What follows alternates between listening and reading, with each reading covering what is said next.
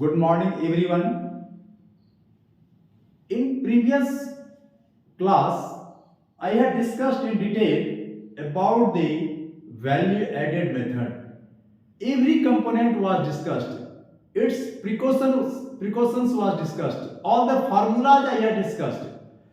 और उसमें हम लोगों का वीडियो ये न्यूमेरिकल्स छूट गया था, बहुत लंबी वीडियो हो गई थी. तो I had told you that I shell make a separate video. और ये न्यूमेरिकल वहां लिखा हुआ था लेकिन हम बना नहीं पाए थे in want of time. So today I am going to solve here some numericals. और सारे टेक्निकल न्यूमेरिकल्स हमने लिया है जिससे कि आप वैल्यू एडेड मेथड का सारा न्यूमेरिकल बना लीजिए. मैंने एक इजी न्यूमेरिकल लिया है, उसके बाद आगे जो दो मैं और बताऊंगा, दो तीन, अगर समय रहा तो 5 बताऊंगा सवाल.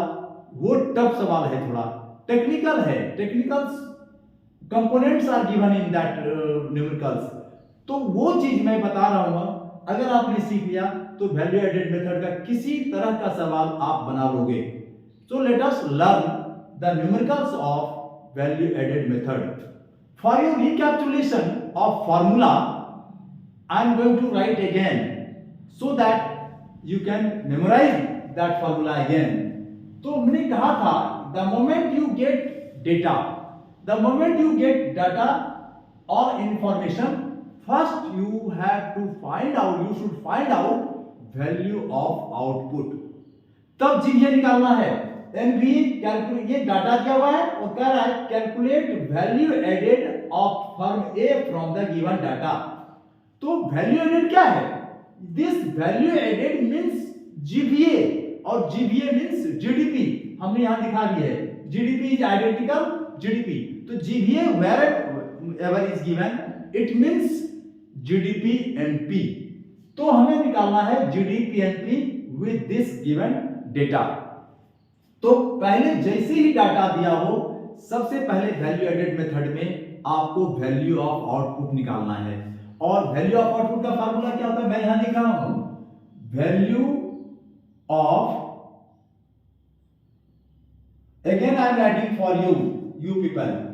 वैल्यू ऑफ आउटपुट होता है sales plus change in stock. Earlier it is already discussed. Even then I am discussing with you. Sales के many components हैं यहाँ. आप यहाँ देखोगे कि import of raw material ये intermediate consumption है, उसकी बात भी चर्चा करेंगे. Sales to consumer by firm A, sales by firm A to B, export also comes in sale और import comes in purchase. तो import intermediate consumption होगा, export sales of the firm होगा. तो ध्यान रखना ये चीज. तो वैल्यू ऑफ आउटपुट सबसे पहले निकालना है इन वैल्यू एडेड मेथड के न्यूमेरिकल. जैसे स्टार्ट करते हो आप, सबसे पहले वैल्यू ऑफ आउटपुट निकालिए. तो वैल्यू ऑफ आउटपुट का फॉर्मूला होता है sales plus change in stock. तो ये sales plus change in stock, अब देखो डाटा दिया हुआ है यहाँ पे, हमें सेल्स कहां है. अब यहाँ पर ये तो फॉर्मूला है ना, तो मैं लिख रहा हूं value of output, value of output. अब मैं पुट कर रहा हूं सेल्स का. Sales to consumer by firm A 1000, इसको ले लो आप 1000 प्लस ये परचेज है, ये भी परचेज, इसको नहीं लेना है. Sales to consumer by firm A 1000, ये ले लिया हमने. Sales by firm A to firm B. तो सेल्स क्या है फर्म ए ने बी को 1400.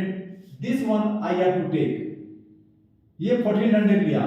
फिर देखो और है सेल्स क्या, एक्सपोर्ट है, एक्सपोर्ट ऑफ फर्म ए 600. तो मैंने सेल्स ले लिया. अब देखो सेल्स तो सब ले लिया, plus change in stock we have to take add.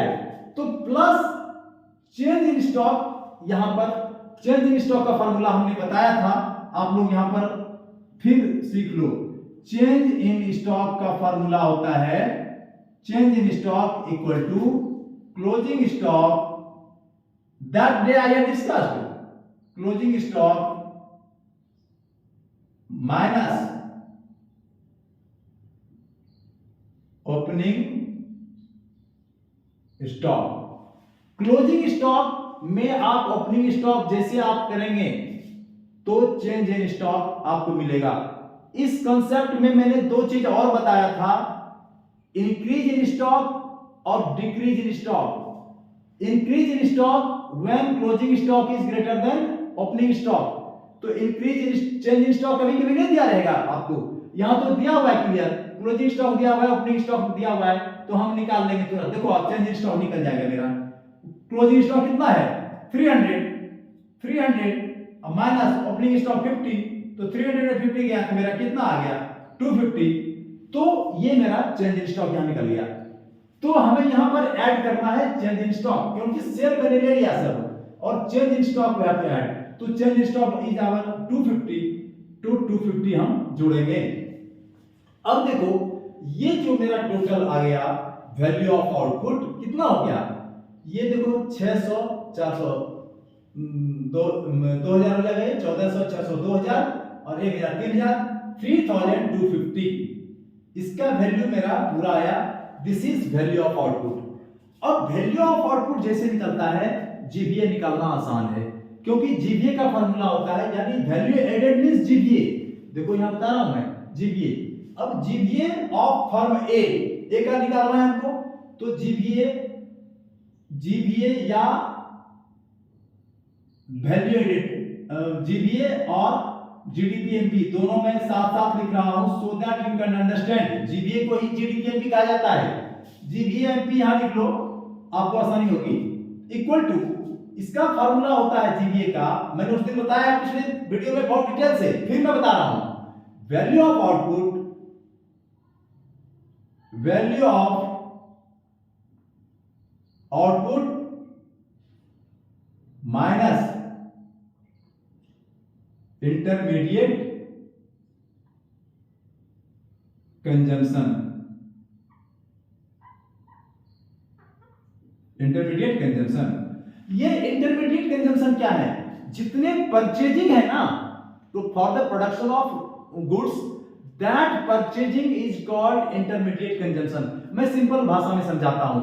एक फ्लावर मिल वाला है, अगर आटा का मिल तैयार करता है, वो गेहूं खरीदता है, तो मान लो कि अगर उसने गेहूं 2000 का एक कुंटल खरीदा, उसने 2000 का, तो अब वो आटा तैयार कर रहा है बेचारा, तो आटा उसने बेचा 2500 में। तो इंटरमीडिएट जो व्हीट का प्राइस है, दिस व्हीट, ये फ्लावर है, ये फ्लावर है, ये व्हीट है, तो इंटरमीडिएट कंजम्पशन इस मिल वाले का क्या हुआ, मिल ओनर का, ये व्हीट है, इसने फार्मर से खरीदा, ये फार्मर से खरीदा, तो व्हीट जो ये 2000 का है, इसका इंटरमीडिएट कंजम्पशन होगा।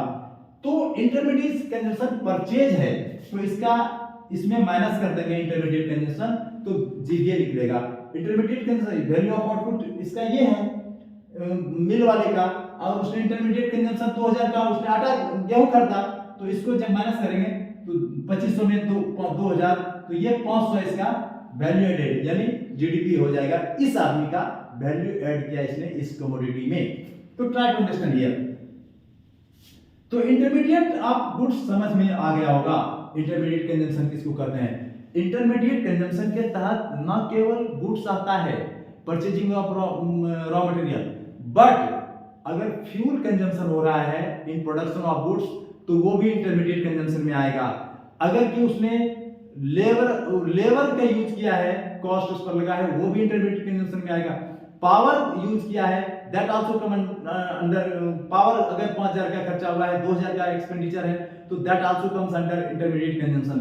तो यहां पर मेरा इंटरमीडिएट कंजम्पशन दो चीज है, एक है import of raw material, purchasing है, इंपोर्ट मैंने परचेजिंग, एक्सपोर्ट मैंने सेल, एक्सपोर्ट को सेल में लिया था, अभी देखो मेरे एक्सपोर्ट को लिए सेल में लिया है, यहां पर एक्सपोर्ट 600 लिया है, तो इंपोर्ट को हम लोग इंटरमीडिएट कंजम्पशन में लेंगे। तो यहां पर इंटरमीडिएट कंजम्पशन दो कंपोनेंट है, इंपोर्ट ऑफ रॉ मटेरियल। तो वैल्यू पहले अब हम लोग यहां पर जीवीए निकाल रहे हैं, या जीडीपीएमपी हम लोग जिसको कहते हैं, जीडीपीएमपी। तो वैल्यू ऑफ आउटपुट दिया हुआ है 3250। तो सबसे पहले इसका फार्मूला ही होता है value of output minus intermediate consumption. Value of output मेरा निकला हुआ है 3250 और minus intermediate consumption, import 300 crore, और ये परचेज ऑफ रॉ मटेरियल ये भी -200 हो जाएगा। तो ये और कुछ दूसरा कंपोनेंट नहीं है, तो 3000 ये ऐसे करो, इसको कैलकुलेट 3250 माइनस ये माइनस माइनस प्लस हो जाएगा -500। अब इसको तुम माइनस कर दो, इसमें कितना हो जाएगा 3200 में अगर माइनस करते हो 500 तो 3000 में 500 माइनस करो कितना हो जाएगा वो 2750। ये आपका आंसर आया। This is your value added by firm A, या यहां लिख सकते हो आप value added by firm A, आपका 2750 आया। ये आपका सवाल कंप्लीट। अब मैं दूसरा सवाल बना रहा हूं, सीखो, टेक्निक है इसमें, बहुत सारे टेक्निक मैंने बोला था कि जब थ्योरी बता रहा था इसका वैल्यू एडेड मेथड का, बहुत सारे टेक्निकल चीज आएंगे जो कि न्यूमेरिकल जब बनाएंगे तभी हम बता सकते हैं, अभी नहीं बता सकते हैं उस समय। अब देखो फिर दूसरा सवाल ले रहे हैं, आप अच्छा चीज सीखोगे उसमें। यहां मैं न्यूमेरिकल लिख रहा हूं, फिर इसको टेबल को रहने दो एज इट इज, क्योंकि पार्टिकुलर समय लिखना ही पड़ेगा फिर।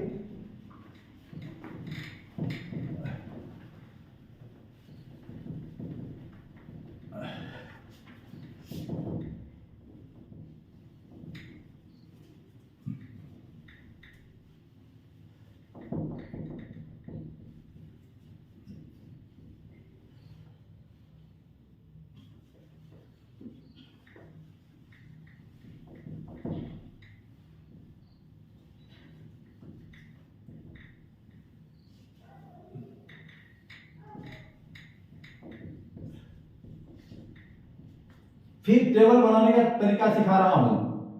आप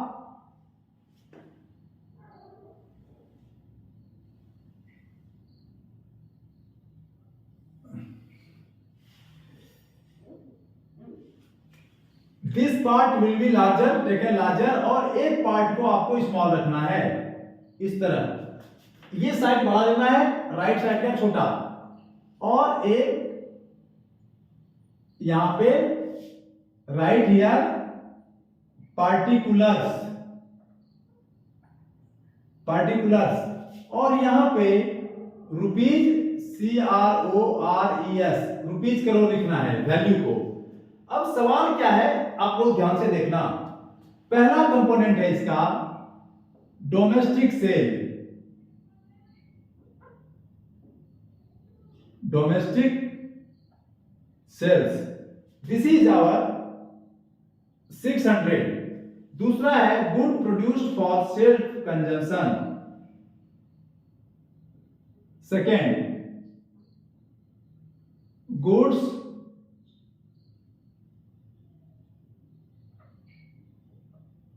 produced for self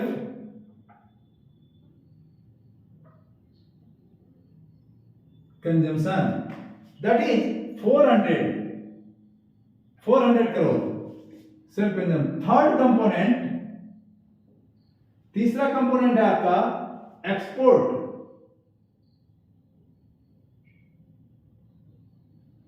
and export is 200 crore। After that closing stock, fourth component,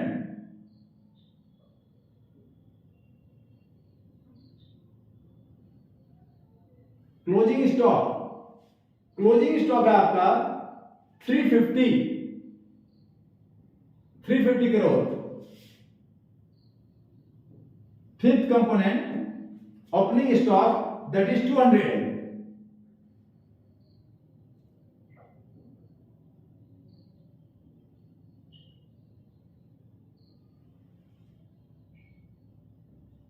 crores। Purchase of raw material 306। छोटा कंपोनेंट है purchase of raw material.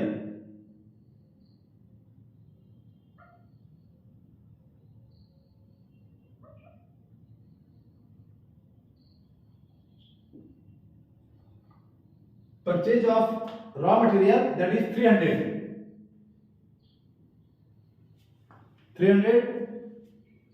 Consumption of fuel and power, सातवां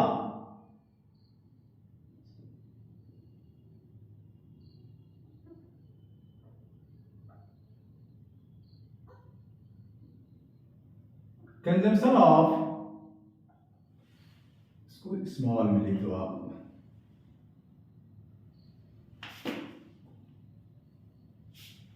consumption of fuel and power, that is fuel and power 100 crores. After that, purchase of plant and machinery, eighth,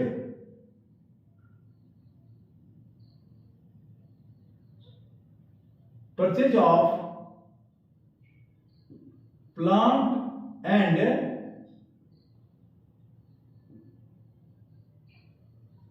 machinery, purchase of plant and machinery is 200 crores, 200 crores. उसके बाद है net indirect tax, 9 component, 9th net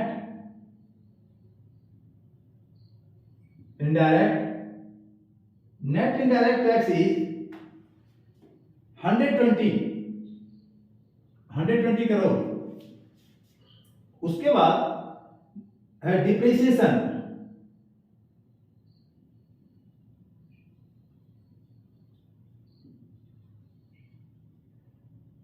depreciation is 80 crore. And last import of raw material, 11 components are here. Import of raw materials. और हमें calculate क्या करना है, यहां ध्यान देना है कि what we have to calculate with this information. Calculate NVAFC, calculate NVAFC. मैं बार बार कह रहा हूं, ये नेट वैल्यू है. जीबीए को जीडीपीएनपी कहा जाता है. जीबीए एफसी अगर देगा तो जीडीपीएफसी हो जाएगा. यहां पर है NVAFC. It means we have to find out NDPFC. अब ये निकाल रहा हूं मैं इस न्यूमेरिकल को मिटा देता हूं. इसको फार्मूला आप जान गए आप लोग कि वैल्यू ऑफ आउटपुट का sales plus change in stock, और उसके बाद जीबीए का फार्मूला होता है value of output minus intermediate consumption. बहुत आसान फार्मूला है, आप लोगों ने पिछले बार अच्छी तरह से पढ़ा है. प्रिकॉशन वगैरह सारा चीज हम लोगों ने इसको डिस्कस किया है. अब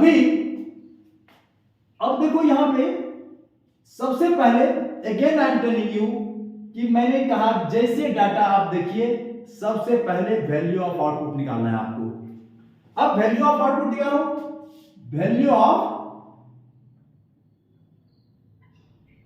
आउटपुट, और वैल्यू ऑफ आउटपुट का फॉर्मूला पता है sales plus change in stock. बार बार कह रहा हूं इस चीज को. तो हम लोग सेल्स जितने हैं सब लेंगे. सेल्स कहां है, देखो डोमेस्टिक सेल्स है 600, तो हम लोग 600 डोमेस्टिक सेल्स ले लिए.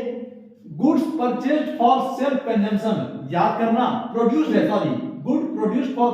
When I was discussing in previous video, जब मैं बता रहा था आपको लोगों को कि प्रिकॉशंस में याद रखना, precautions of value added method, मैंने बोला था उसमें पहला यही है कि value of self consumption must be included in estimation of national income. तो ये नेशनल इनकम ही है एक तरह से. एनएनपीएफसी इसमें अगर हम केवल जोड़ दें एनएफआईएफ, नेशनल इनकम बन जाएगा. एनएनपीएफसी को ही कहा जाता है नेशनल इनकम. तो यहां पर goods purchased produced for self consumption को सेल्स के तहत इसको इंक्लूड करेंगे हम.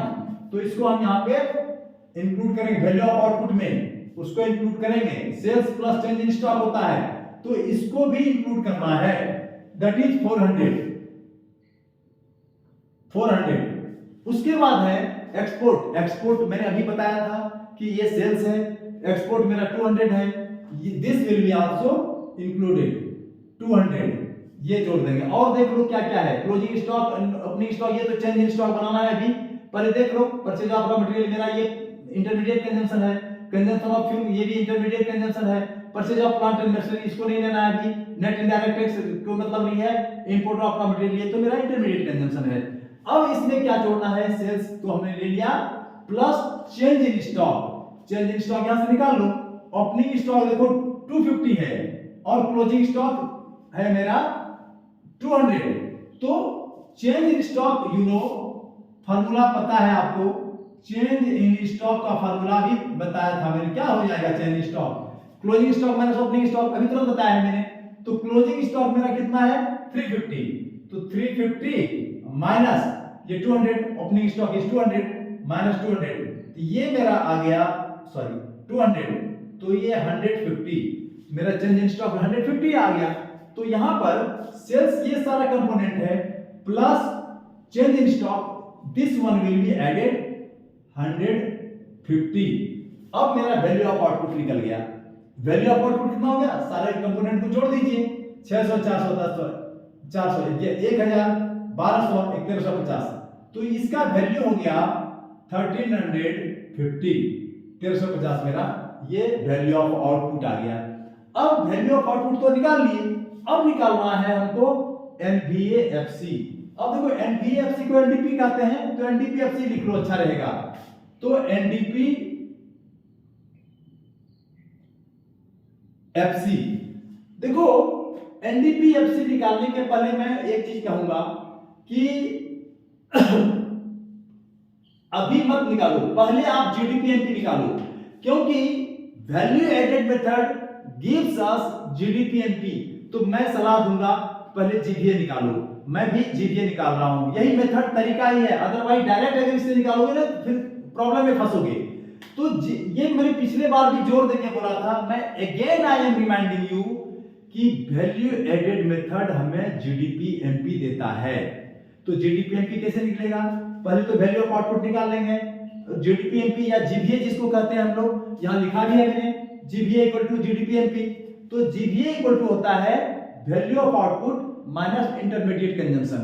तो पहले हम लोग जीडीपीएमपी निकालेंगे तब जाकर के हम एनडीपीएमपी निकालेंगे। तो पहले हम लोग जीडीपीएमपी या जीवीए कह सकते हो उसको जीवीए या जीडीपीएमपी, जीडीपीएमपी ब्रैकेट में मैं जीवीए लिख देता हूं, जीवीएएमपी यही वैल्यू एडेड देता है। तो इसका फार्मूला होता है वैल्यू ऑफ आउटपुट, तो वैल्यू ऑफ आउटपुट मेरा 1350 निकला। अब हम इंटरमीडिएट कंजम्पशन इसमें माइनस करेंगे। इंटरमीडिएट कंजम्पशन क्या क्या है मेरा, देखो डोमेस्टिक सेल तो ये सेल है, गुड्स प्रोड्यूस ये भी नहीं है, एक्सपोर्ट भी नहीं है, ये तो चेंज स्टॉक है, यूज हो गया है। Purchase of raw material, purchase of raw material 300 है, ये हमको सब्ट्रैक्ट करना है इसको,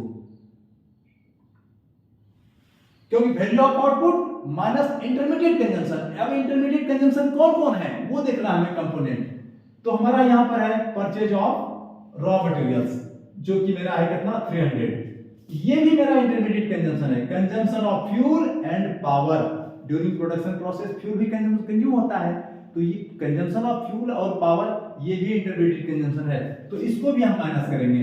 ये कितना है हमारा 100 है, ये 100 है मेरा। अब देखो और कुछ है क्या, देख लेते हैं हम लोग यहाँ पे consumption of fuel and power, purchase of plant. हाँ एक इंपॉर्टेंट याद कि कहोगे कि सर आपने कहा था कि परचेज जितना भी हम लेंगे उसको इंटरमीडिएट कंजम्पशन में, लेकिन ध्यान रखना ये प्रिकॉशन है, इसलिए मैंने ये न्यूमेरिकल लिया था जान के कि purchase of plant and machinery अगर है, the things which last for longer period that can be used for the next year और after that next year, afterward next year, तो वो हम लोग इंटरमीडिएट कंजम्पशन में नहीं लेते हैं। That will be not included in the estimation of national income और एस्टिमेशन ऑफ जीवीए और जीडीपीएमपी, उसमें नहीं लेते हैं। तो देखो जहां कहीं भी हो, परचेज ऑफ मशीनरी हो या परचेज ऑफ प्लांट हो या purchase of plant and machinery दोनों दिया हुआ हो, तो उस कंपोनेंट को तुम एज इट इज छोड़ देना, उसको टच ही नहीं करना है। समझ गए इस चीज को, तो हम इसको टच नहीं करेंगे। उसके बाद ये कंपोनेंट अलग चीज है। हाँ, एक चीज और है, इंपोर्ट ऑफ रॉ मटेरियल, ये मेरा इंटरमीडिएट कंजम्पशन है, इसको भी माइनस करेंगे। Minus import of raw material मेरा कितना है वैल्यू, ये इंपोर्ट ऑफ रॉ मटेरियल मेरा 150 है, लिखना भूल गए थे, थोड़ा सा लिख लो आप लोग, 150 इंपोर्ट ऑफ रॉ मटेरियल 150 है, ये लेना है हमको, ये माइनस 150। तो ये मेरा अब कंप्लीट हो गया जीबीए, जीबीए हो गया। अब जब जीबीए निकल जाएगा तो एनबीए तो निकल ही जाएगा मेरा जीबीए, लेकिन अभी है परेशानी इसमें, ये मेरा जीबीए एमबी निकला है अभी, मैं बाद में निकालूंगा एनबीएफसी, पहले जीबीए निकालो। अब इसको 1350 ऐसे करना, तुम लोग मिस्टेक नहीं करना, 1350 लिख लेना पहले, और 300 100, इसको माइनस माइनस प्लस होता है, सभी ये प्लस हो जाएगा लेकिन सिंबल माइनस का रहेगा, 300 400 550 माइनस 550, ये जो 550 आया इसको माइनस करो आप,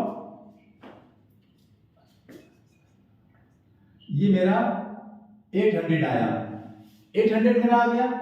ये मेरा 800 क्या है, ये मेरा जीडीपी एमपी है या जीबीए है, हमको चाहिए क्या भाई, ये ध्यान देना, ये जीबीए एमपी निकला हुआ है मेरा, और हमको क्या चाहिए एनबीए, ग्रॉस से नेट। हम अब यहां पर हम लिख ले दो हमको एनबीए, एनबीए एफसी चाहिए, तो ये जीबीएमपी है, तो इसका वैल्यू जीबीएमपी हम लोग लिख लेंगे। इसमें हमको नेट वैल्यू चाहिए, ग्रॉस टू नेट। हमने इससे पहले वाली वीडियो में पूरा बताया है, कंसेप्ट ऑफ नेशनल इनकम जब बता रहे थे कि एनएफआईए का कंसेप्ट, एनआईटी का कंसेप्ट और डिप्रिसिएशन का कंसेप्ट। तो ग्रॉस से नेट बनाने के लिए डिप्रिसिएशन माइनस करते हैं, देखो यहाँ डिप्रिसिएशन दिया हुआ है, डिप्रिसिएशन 80 है, तो सबसे पहले इसमें हम 80 माइनस कर देंगे। अब 80 माइनस कर दिया, उसके बाद फिर क्या करना है, ये मेरा है जीबीएमपी निकला हुआ है 800, ये तो जीडीएमपी है मेरा, हमने जैसे ही माइनस किया, ये मेरा देखो 1 मिनट, जीडीपी एमपी ना है मेरा, ये देखो जीबीए को ही जीडीपी कहा जाता है, या जीबीए लिख दो यहाँ पे। अब इसको मैंने माइनस किया, ये तो मेरा ये बन गया एनडीपी, या तुम लोगों को बता देते हैं जीबीए लिखे हैं तो जीबीए ही लिख देते हैं यहाँ पे।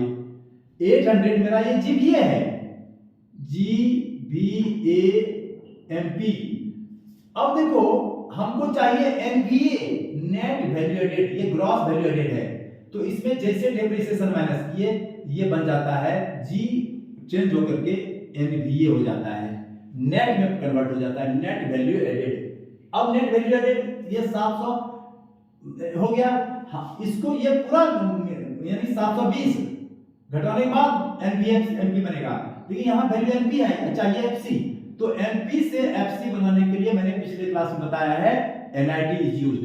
यहाँ मेरा वैल्यू है एमपी में ये, और एमपी है, देखो एमपी वैल्यू है मेरा, हमको चाहिए एफसी, तो हम माइनस करेंगे एनआईटी। एनआईटी कितना है मेरा, देखो यहाँ पे एनआईटी है मेरा 120, तो इसको माइनस 120 करो, तो अब करो 800 माइनस ये हो गया 200,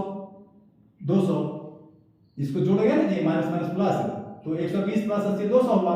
अब जा करके ये हमारा 600, यही मेरा एनबीएफसी है, और यही आपका आंसर आया, यानी आप इसको एनबीएफसी को या एनडीपीएफसी। तो इसी तरह न्यूमेरिकल वैल्यू एडेड न्यूमेरिकल का बनता है। मैं एक न्यूमेरिकल और बना देता हूं, वह भी टफ न्यूमेरिकल लूंगा, फिर मैं मिटा रहा हूं इसको, थोड़ा सा टेबल रहने देता हूं, केवल मैं इसको पूरा मिटा देता हूं, कंपोनेंट्स इसके इसी टेबल में लिख दूंगा, इधर भी लिख दूंगा, इधर मिटाना पड़ेगा, इसको मिटाना पड़ेगा पूरा, क्योंकि उसमें बहुत ज्यादा कंपोनेंट हैं, उसमें भी 10-11 कंपोनेंट हैं। So now write down third numerical. This is the only numerical part. Already in one video I have discussed all the things. This is exclusively for numericals. That's why I am only solving all the numericals. अब है third, वो करना क्या है, उसमें third जो मेरा numerical है तीसरा, वो है calculate value added by firm A and firm B. दो फर्म है यहां पे, calculate value added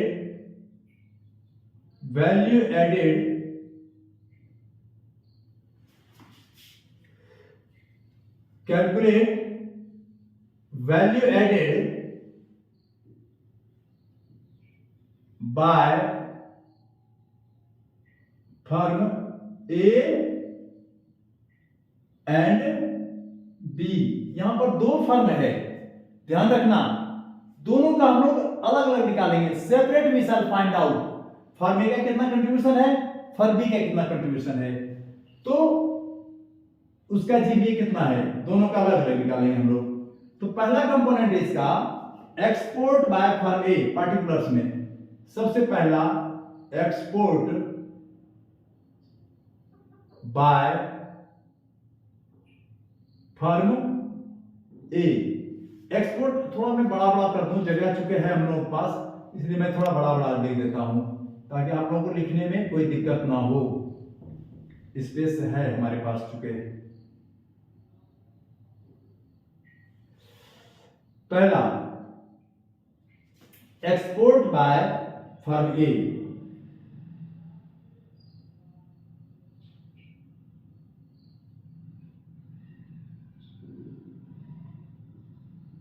export by firm A है 3000 करोड़, लिखो आप लोग यहां पे 3000 करोड़। दूसरा है sales by firm A to firm B,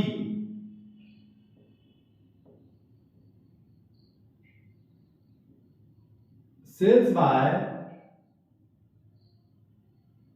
firm A to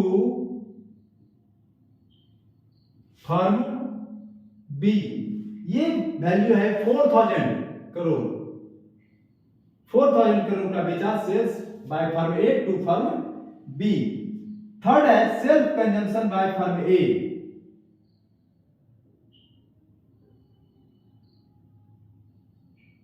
self consumption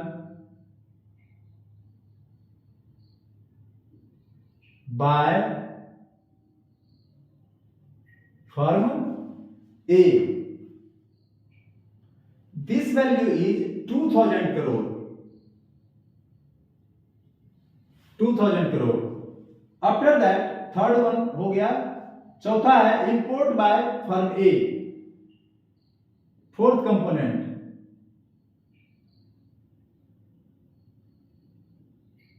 import by firm A, this value is import by firm A 2000 है, ये भी वैल्यू 2000 है। उसके बाद पांचवा कंपोनेंट है change in stock of firm A, पांचवा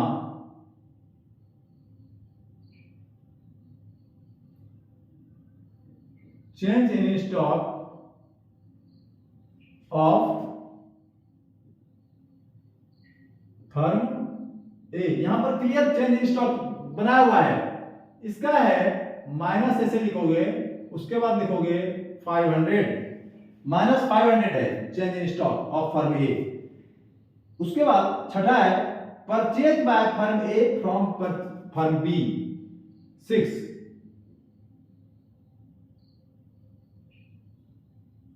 purchase by firm A from firm B, purchase by firm A from firm B, ये 1500 है, ये दिस इज ऑफ 1500 करोड़। छठा कंपोनेंट, सातवां कंपोनेंट है purchase of firm A from other firm,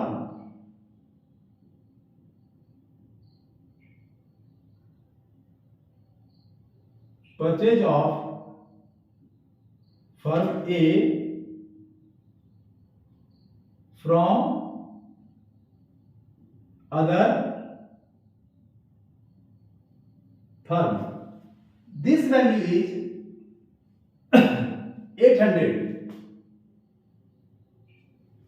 800 crore है सातवां। उसके बाद आठवां है sales of firm B,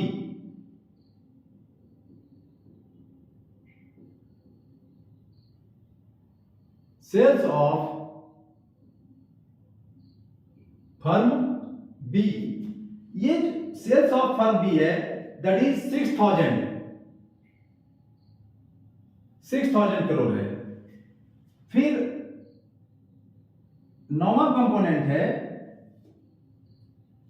sales by firm B to the government, sales by firm B to the government, मैंने शॉर्ट में लिख दिया है government, GOVT, government, that is 2000 crore है। उसके बाद है sales by purchase by firm B 10,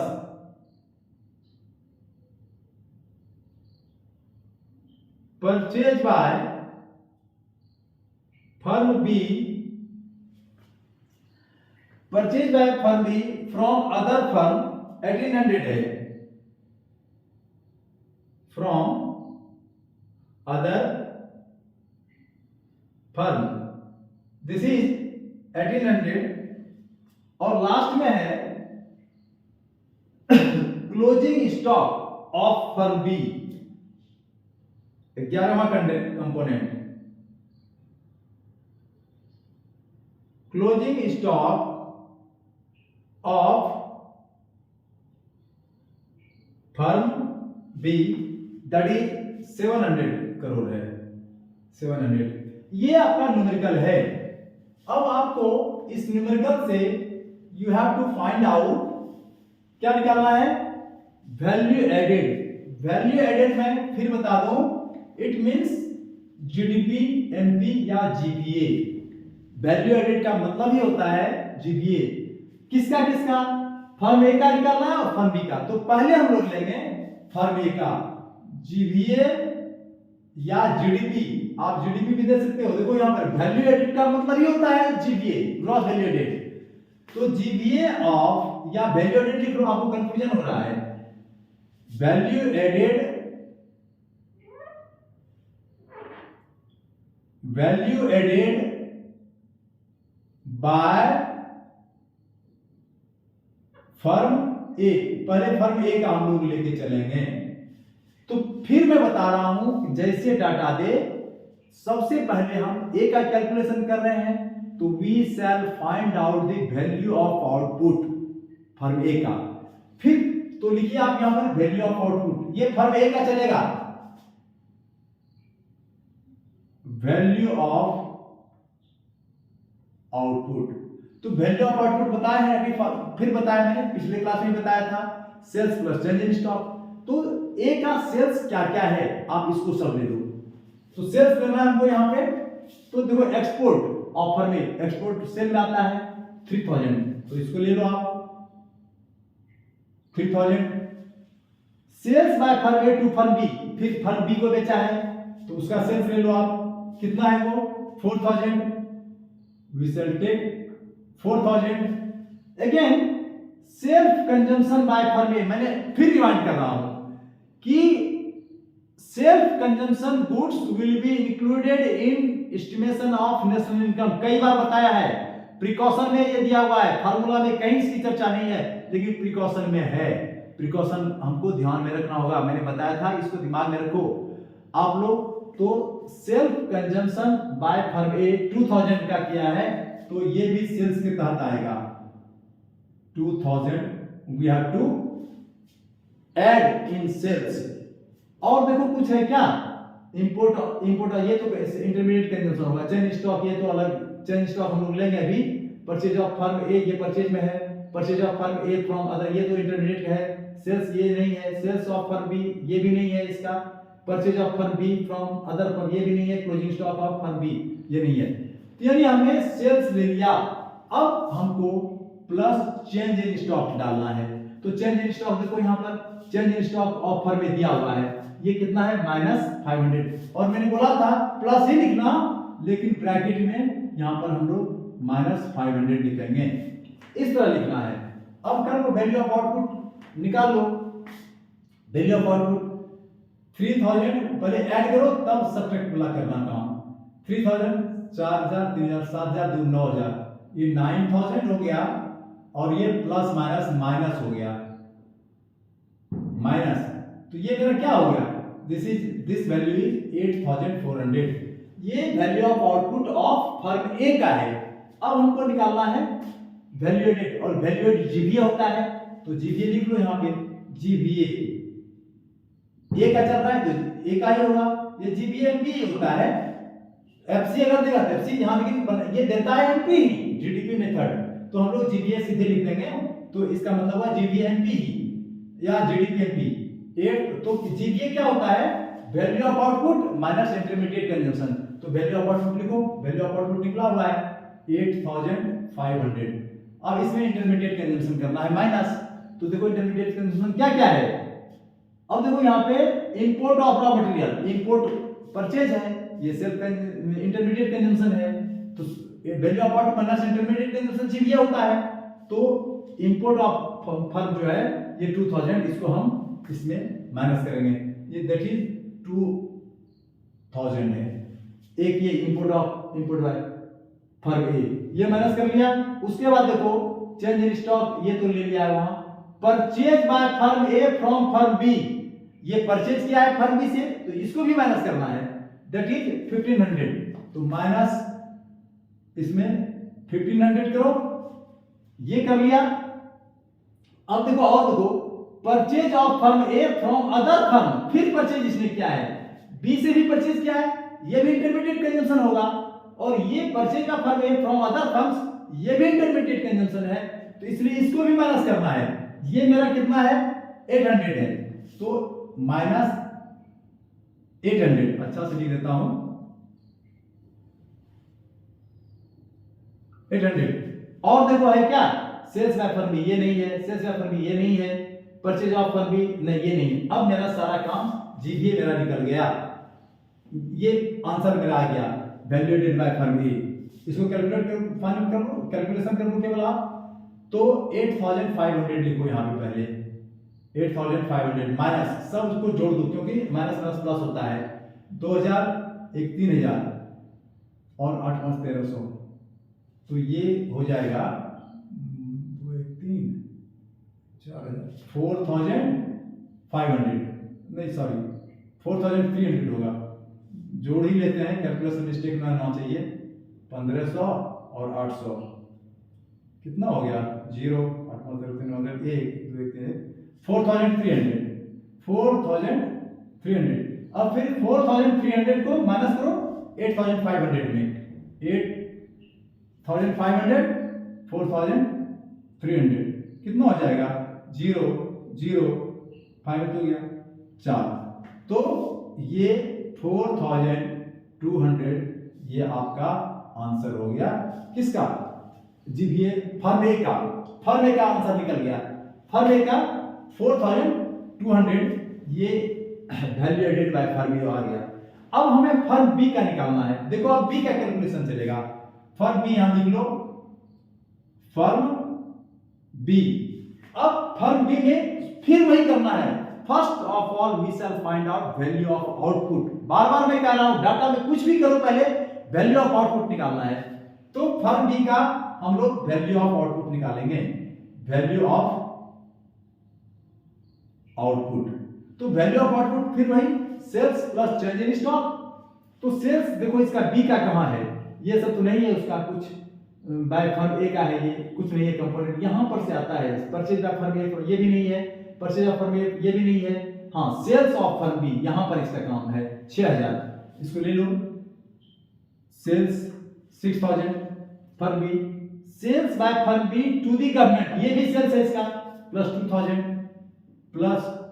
2000 ले लो, उसके बाद सेल्स बाय गवर्नमेंट आ गया, परचेज बाय फर्म बी ये इंटरमीडिएट कंसेशन है, क्लोजिंग स्टॉक ये तो, हां अब देखो सेल्स वैल्यू ऑफ आउटपुट होता है, सेल्स मैंने ले लिया प्लस चेंज इन स्टॉक। अब ध्यान देना यहां पे मैं बड़ा टेक्निकल चीज बता रहा हूं, यहां पे थोड़ा उसके नीचे बता रहा हूं। अब क्लोजिंग स्टॉक देखो, यहां पे बड़ा टेक्निकल चीज बता रहा हूं मैं यहां पे आपको, सेल्स हमने ले लिया, अब चेंज इन स्टॉक लेना है। चेंज इन स्टॉक होता है, चेंज इन स्टॉक का फार्मूला होता है, चेंज इन स्टॉक पहले भी बताया है मैंने कि closing stock minus opening stock, और closing stock minus opening stock change in stock होता है। तो देखो यहां पे closing stock of firm B है, लेकिन opening stock of firm B कहीं है ही नहीं। आप कैसे निकालोगे? कहोगे कि सर अब निकलेगा कैसे? ध्यान देना, चेंज इन स्टॉक निकल जाएगा इसका, इक्वल टू तो लिखो, चेंज इन स्टॉक लिखो यहां पे, फिर change in stock equal to देखो क्लोजिंग स्टॉक दिया हुआ है फर्म बी का 700 और ओपनिंग स्टॉक कहीं नहीं है। देखो सेल्स या फर्म बी कहीं भी देखो ओपनिंग स्टॉक नहीं दिया हुआ है, तो ओपनिंग स्टॉक अगर नहीं दिया हुआ है उसको हम जीरो ले लेंगे, इसका मतलब है ही नहीं, तो यहां पर जीरो लेंगे। तो चेंज इन स्टॉक 700 माइनस 0 तो 700 ही हो जाएगा। इन केस अगर क्लोजिंग स्टॉक दिया हुआ है, ओपनिंग स्टॉक नहीं दिया है, तो जो क्लोजिंग स्टॉक है वही चेंज इन स्टॉक हो जाता है। देखो यहाँ पे हम ओपनिंग स्टॉक माइनस 0 लिखेंगे क्योंकि जीरो है ही नहीं, तो दैट इज 700। तो ये मेरा चेंज इन स्टॉक हो गया, ये 700 इसमें जोड़ेंगे, किसमें? Value of output. ये मेरा सेल्स हो गया, ये सेल्स प्लस ये मेरा चेंज इन स्टॉक है, चेंज इन स्टॉक, और ये दोनों मिलकर बनता है वैल्यू ऑफ आउटपुट। अब मेरा वैल्यू ऑफ आउटपुट कितना हो गया? वैल्यू ऑफ आउटपुट हो गया 6000, 2000, 8000, 8700 मेरा हो गया, 6 2 8700। ये वैल्यू ऑफ आउटपुट आया अभी। अब हमको निकालना है वैल्यू एडेड यानी जीवीए ऑफ फर्म बी। तो देखो यहां पे जीवीए वो एमपी में आता है, हमेशा लिखना value added method GDP MP यानी जीवीएमपी देता है, तो जीवीएमपी लिख लो।